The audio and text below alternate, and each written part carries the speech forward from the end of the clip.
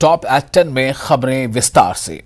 आज पुंछ नगर में सभी समुदाय के लोगों, युवाओं और खिलाड़ियों ने 5 दिन पूर्व पुंछ जिले के भट्टाडोनिया में सैन्य वाहन पर हुए आतंकी हमले के विरोध में कैंडल मार्च निकाला, जिसमें शहीद जवानों को श्रद्धांजलि देने के साथ ही पाकिस्तान को इस बात की चेतावनी दी गई कि पाकिस्तान अपने इस तरह के नापाक हरकतों को बंद कर दे, नहीं तो पाकिस्तान को सबक सिखाया जाएगा। आज शाम 7:30 बजे नगर के स्पोर्ट्स स्टेडियम में बड़ी संख्या में पुंछ के नागरिक जमा हुए, जहां से उन्होंने पाकिस्तान के खिलाफ कैंडल मार्च निकाला, जो नगर के अलग अलग क्षेत्रों से होता हुआ पुंछ किले के पास संपन्न हुआ। पुंछ के भाटाडोनिया में हुए आतंकवादी हमले के बाद आप देख सकते हैं कि लोगों में किस तरह का रोष है और पुंछ के अंदर इस समय जो है सभी लोग जो हैं वो जुलूस निकाल रहे हैं और विरोध प्रकट कर रहे हैं जो सेना के काफिले पर जो हमला हुआ था, जिसमें हमारे 5 जवान शहीद हुए थे। आज लोग जो हैं बिना मजहब मिल्लत सब लोग शामिल हुए हैं। आतंकवाद और जो है पाकिस्तान के खिलाफ इस तरह की जो है हरकतें जो पाकिस्तान कर रहा है उसके खिलाफ प्रदर्शन कर रहे हैं और ये जो आतंकवाद को मुर्दाबाद के नारे लगा रहे हैं। हमारे साथ कुछ लोग हैं जिन्होंने ऑर्गेनाइज किया, उनका नाम उनसे बात करते हैं, उनका क्या कहना है? आपका नाम? मैं राजेंद्र सिंह, टाइकंडो कोच। मैं आपको बताता चलूं कि आज जितनी भी हमारे पुंछ का यूथ है और सिविल सोसाइटी के लोग हैं वो सभी आज स्पोर्ट्स स्टेडियम पुंछ में असेंबल हुए हैं। कुछ रोज़ पहले जो हमारे 5 जो आर्मी के जवान हैं वो टेरर अटैक में वहाँ शहीद हुए थे देश की रक्षा करते, तो सभी आज सिविल सोसाइटी के लोग और यूथ ने एक प्रण लिया था कि आज हम उन अपने नौजवानों को एक ट्रिब्यूट देंगे और इसीलिए हमने एक कैंडल मार्च निकाला है जो कि स्पोर्ट्स स्टेडियम पुंछ से निकला है और हमारे पुंछ का हिस्टोरिक किला है, वहाँ जाके ये इख्तिताम होगा। सभी जितने भी धर्म के लोग यहाँ इस कैंडल मार्च में आए हैं काफ़ी ज़्यादा गुस्से में हैं और पाकिस्तान के खिलाफ नारे भी लग रहे हैं, क्योंकि हमारे जो 5 जवान जो कि देश की रक्षा में वो इतनी धुंध पड़ी हुई थी और वहाँ पे टेरर अटैक में उनको शहीद किया गया और हमें बहुत ज़्यादा गुस्सा है और सभी जितने भी मजहब मिल्लत लोग यहाँ आए हैं वो बहुत ज़्यादा रिजेंटमेंट शो कर रहे हैं, क्योंकि हमारे निहत्थे जवानों पे कायरों की तरह गोलियां बरसाई गई और गाड़ी में आग लगाई गई और हम बहुत ज़्यादा गुस्सा हैं और पाकिस्तान को वार्न करते हैं कि वो अपने ये जो नापाक इरादे हैं उसमें भूल जाए। और क्योंकि आज हमारा जो हिंदुस्तान है वो हर मज़हब के लोग मिल के इसको चला रहे हैं और ये तरक्की की राह पर है और ऐसी कायराना हरकतों से हमारा हिंदुस्तान डरने वाला नहीं है। हमारी इंडियन आर्मी जिंदाबाद थी, जिंदाबाद है और जिंदाबाद रहेगी। कुछ उनसे बात करते हैं। आपका नाम? मेरा नाम अमित शर्मा। ये प्रदर्शन जो है ये आज पाकिस्तान के खिलाफ रिजेंटमेंट शो कर रहे हैं जो पाकिस्तान ने कायराना हरकत की है। हमारे जो 5 जवान शहीद हुए हैं जड़म वाली गली में, उसके विरोध में ये विरोध प्रदर्शन है, कैंडल मार्च है। सभी धर्मों के लोग इसमें पार्टिसिपेट कर रहे हैं। और मैसेज क्या देना चाहते हैं? मैसेज ये है कि हम पाकिस्तान को हम ये बताना चाहते हैं कि हम डरने वाले नहीं हैं। हिंदुस्तान वो पहले वाला हिंदुस्तान नहीं रहा, आज डट के मुकाबला करेगा।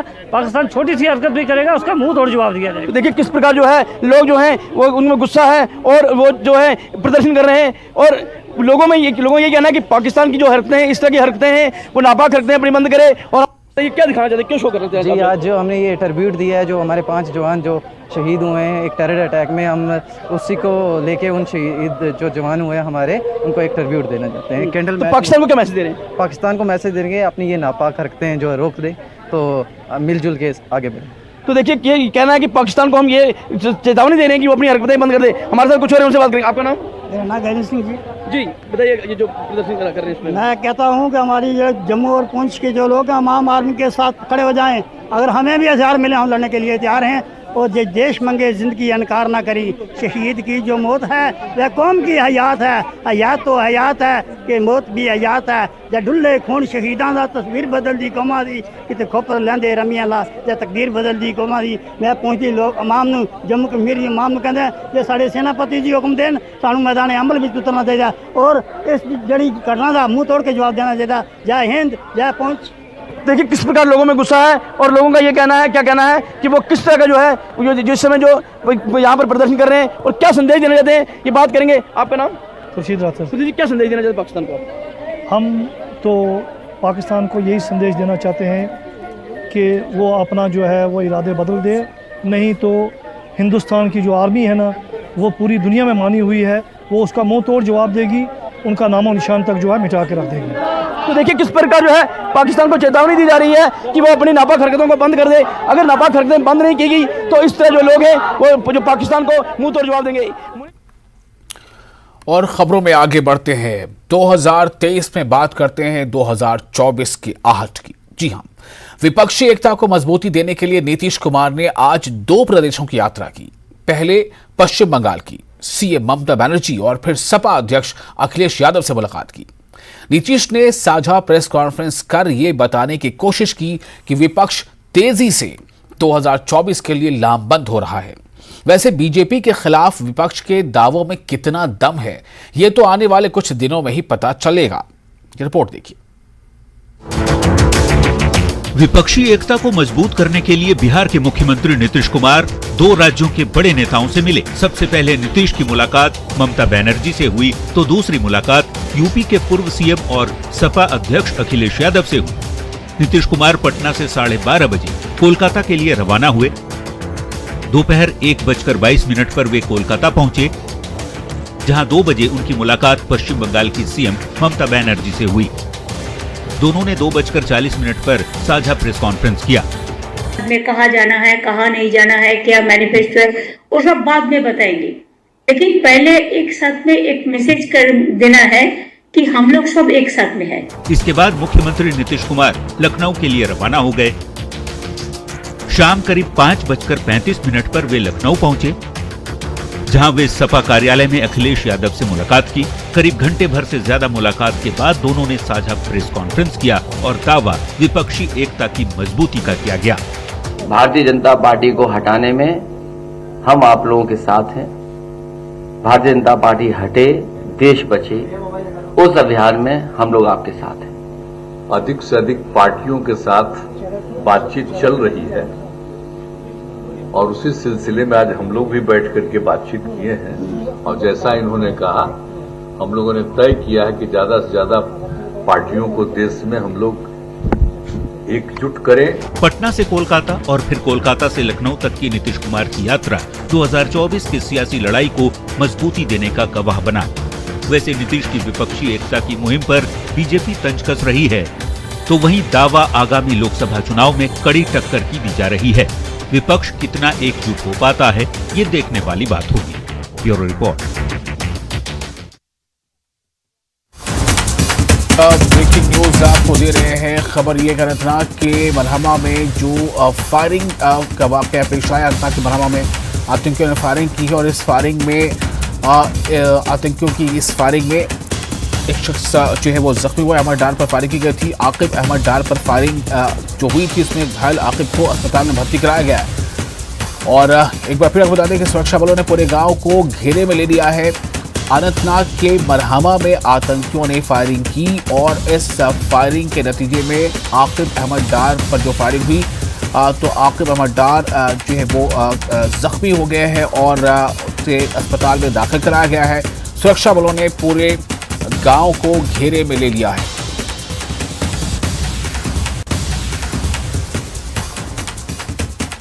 और ये तस्वीरें आप इस वक्त देख रहे हैं उस इलाके की तस्वीर है जहां पर अनंतनाग की मरहमा में जो ये फायरिंग हुई थी।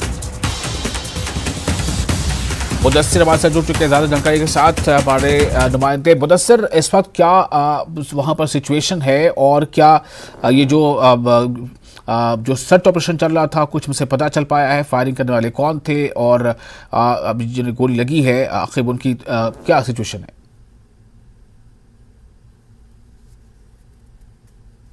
बिल्कुल विशाल, मैं आपको बता दूं कि जो ये एरिया है ये बिजबिहाड़ा पुलिस स्टेशन के जुरिडिक्शन में आता है और जाफरपुरा मरहमा का ये इलाका है जहां पर मिलिटेंटों ने आकिब अहमद डार पे फायरिंग की और ये कहा जा रहा है कि नजदीक से गोलियां चलाई गई है।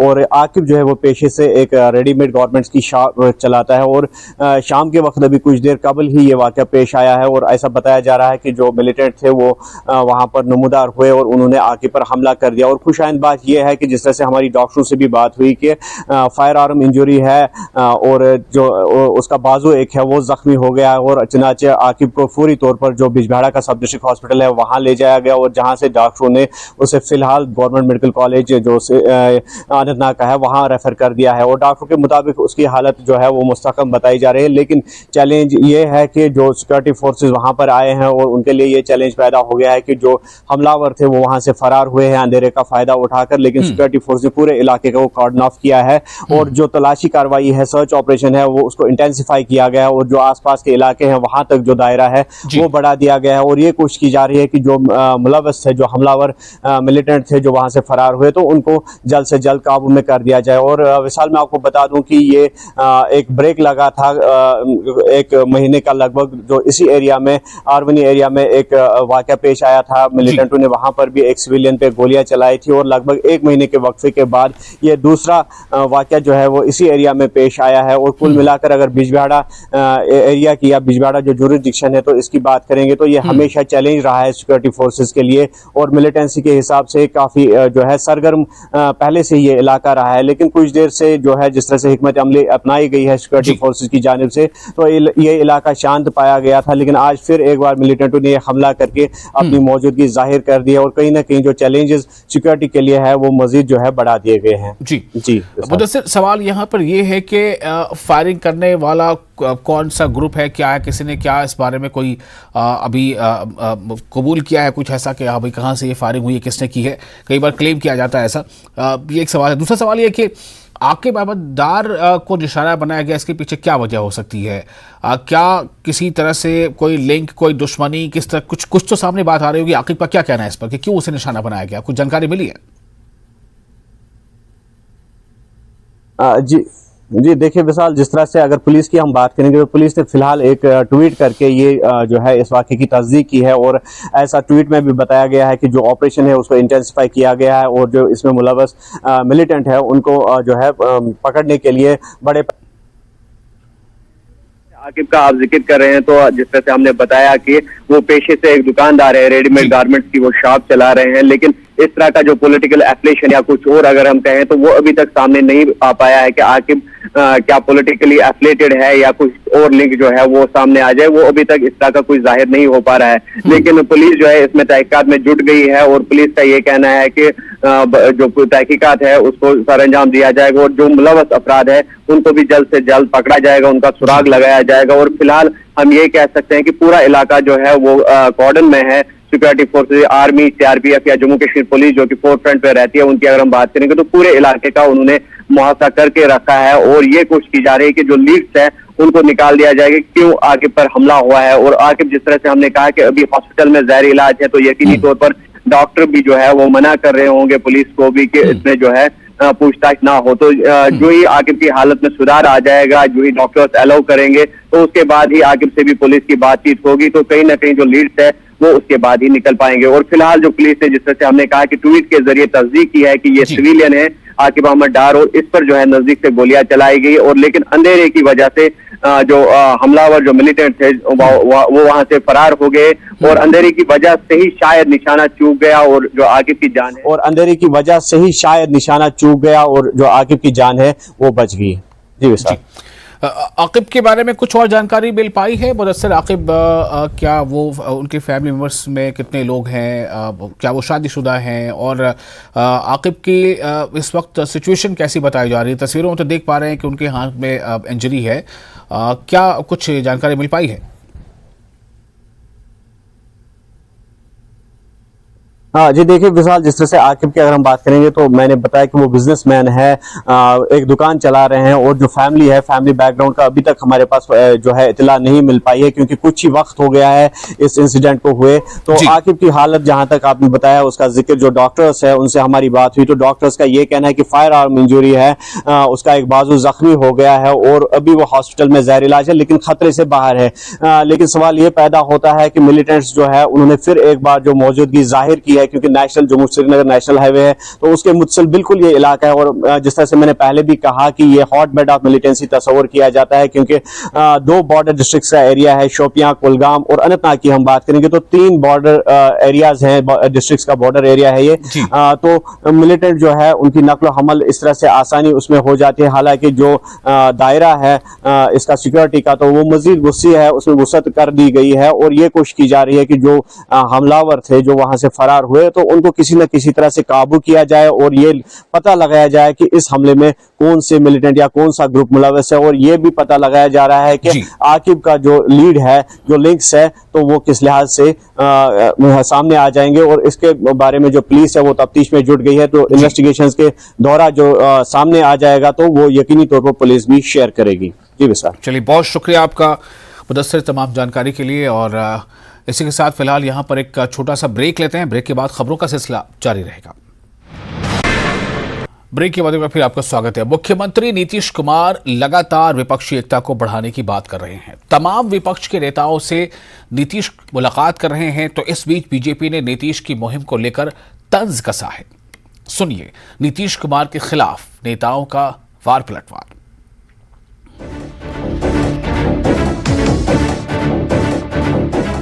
नीतीश कुमार विपक्षी एकता को मजबूती देने नेताओं से ताबड़तोड़ मुलाकात कर रहे हैं, तो इधर एनडीए नेताओं ने ताबड़तोड़ हमले करने भी शुरू कर दिए हैं। केंद्रीय मंत्री आर.के. सिंह कहते हैं तेजस्वी को कुर्सी सौंपने के लिए ही नीतीश विपक्षी एकता की बात कर रहे हैं। 15 दिन, 1 महीना या मैक्सिमम 2-3 महीने में ये तेजस्वी को कुर्सी दे करके कहेंगे कि हम राष्ट्रीय स्तर पर हम फोकस करेंगे। तो वहीं बिहार बीजेपी के अध्यक्ष सम्राट चौधरी कहते हैं कि बिहार के संसाधनों की बर्बादी कर नीतीश अपना काम छोड़कर दूसरे काम में जुट गए। अरे दूल्हा का नाम तो बताइए। ये जो बिहार के पैसे को बर्बाद कर रहे हैं आप नीतीश बाबू, इसका जवाब दीजिए। औरंगाबाद के बीजेपी सांसद ने तो मुख्यमंत्री नीतीश कुमार को एक्सीडेंटल सीएम तक बता डाला है। आखिर क्यों, सुनिए। ये एक्सीडेंटल मुख्यमंत्री हैं वो बात अलग है, लेकिन जिनका खुद घर सुरक्षित नहीं है वो पूरे देश में विपक्षी एकता क्या करेंगे। केंद्रीय गृह राज्य मंत्री नित्यानंद राय ने नीतीश के मिशन 2024 को बेकार बताया, तो केंद्रीय मंत्री पशुपति पारस ने भी कह दिया कि 24 में पीएम के लिए कोई वैकेंसी नहीं है। राज्य सरकार के बजट का 71% राशि 72% राशि भारत सरकार की होती है। इसी से बिहार का विकास हो रहा है। बिहार सरकार के पास कुछ नहीं, इनकी व्यवस्था चौपट है। जितना भी क्षेत्रीय दल है, सभी दल के तकरीबन सभी दल में उम्मीदवार लोग हैं, और जबकि सही बात यह है कि प्रधानमंत्री पद का वैकेंसी नहीं है। एनडीए नेताओं के लगातार बयान दिए जाने पर जेडीयू नीतीश का बचाव करते हुए कहा कि विपक्षी एकता देश की जरूरत है। लिहाजा नीतीश कुमार जी जिस तरह के गठबंधन की कल्पना करते हैं, इसको साकार करने के लिए वो निकले हैं। जाहिर तौर पर नीतीश कुमार के मिशन 2024 पर एक सुर में एनडीए के नेता हमलावर हैं, तो वहीं 24 की लड़ाई को विपक्ष मजबूती से लड़ने का दावा भी कर रहा है। Bureau report, news 18। और अब बात उत्तर प्रदेश के सीएम योगी के संदेश और माफिया के अंत की। लेकिन माफिया तंत्र को तोड़ने वाले मंत्र की कहानी भी जान लीजिए। यह रिपोर्ट देखिए।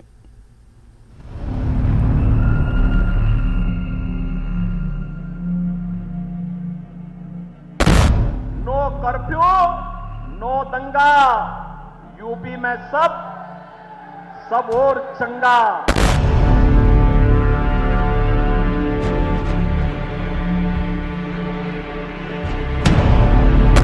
रंगदारी ना फिरौती, अब यूपी नहीं है किसी की बपौती।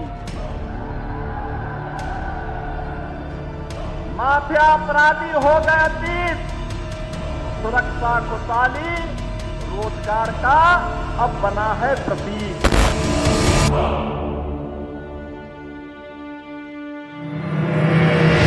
अब उत्तर प्रदेश कर्फ्यू नहीं, कावड़ यात्रा की तैयारी के लिए उत्साह के साथ आगे बढ़ता है। अब उपद्रव नहीं, उत्साह हमारी पहचान है। जो गर्मी दिखा रहे थे उस समय, गर्मी सबकी शांत हो गई होगी। वैसे भी मौसम बहुत सुहावना हो गया, तब तक बहुत गर्मी थी। जो आकर किसी को मर्डर कर दिया पुलिस कस्टडी में, एक टेरर मॉड्यूल है। माफिया अतीक के अंत के बाद सीएम योगी का ये बड़ा संदेश। लेकिन माफिया तंत्र को तोड़ने वाले मंत्र की कहानी भी जान लीजिए। सबसे बड़ी चुनौती तो थी कि यहाँ पे माफिया राज पैरेलल थे। मैंने प्रधानमंत्री जी के सामने भी इस बात को रखा। उन्होंने पूछा कैसे कैसे काम कर रहे हैं, हमने बताया तो उन्होंने कहा एक और जनता के मन में विश्वास का माध्यम बन सकता है, वह है पुलिस का फुट पेट्रोलिंग।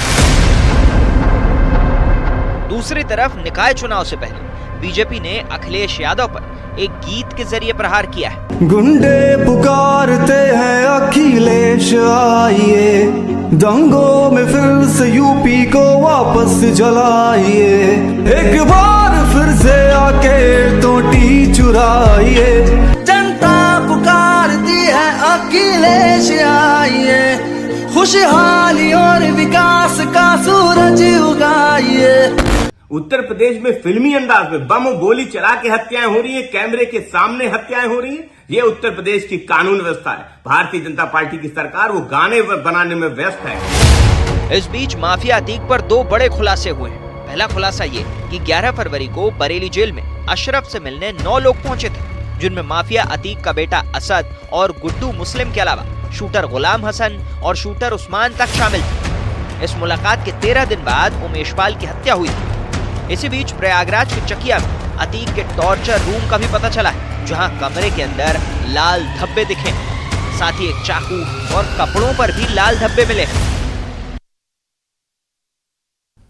24 फरवरी को उमेश पाल की हत्या उनके ही घर के सामने कर दी गई, जिसके लिए अतीक गैंग ने कई प्लान बनाए थे।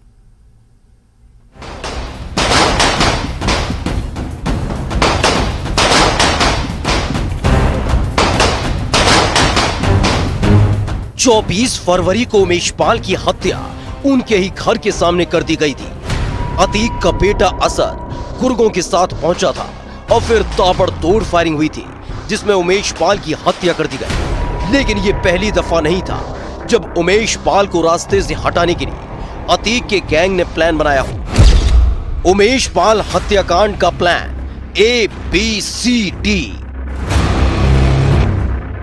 हत्या की कोशिश कई बार हुई थी नाकाम।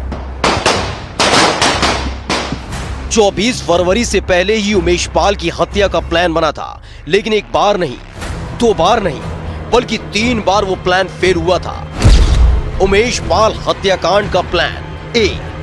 सूत्रों के मुताबिक उमेश पाल हत्याकांड को लेकर बड़ा पर्दाफाश हुआ है कि अतीक गैंग ने उमेश पाल की हत्या को अंजाम देने के लिए इन्वेस्टर समिट के वक्त को चुना था। 10 से 12 फरवरी के बीच का प्लान था कि इन्वेस्टर समिट के दौरान मर्डर का प्लान था। अरशद, नियाज और गुड्डू मुस्लिम इस प्लान में शामिल थे।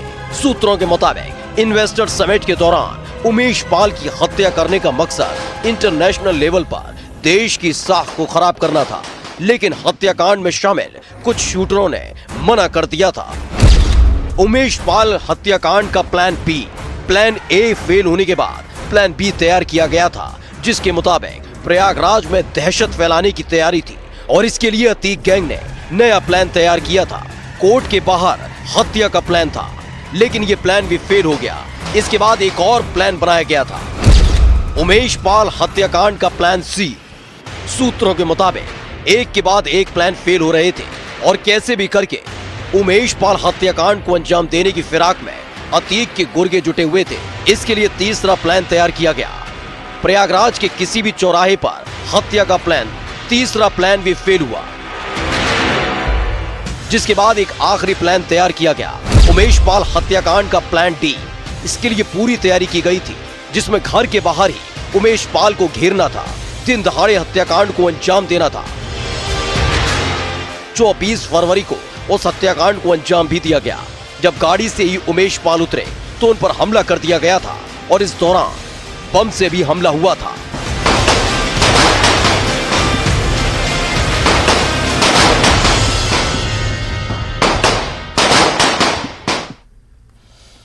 और इसके साथ ही इस बुलेटिन में फिलहाल इतना ही।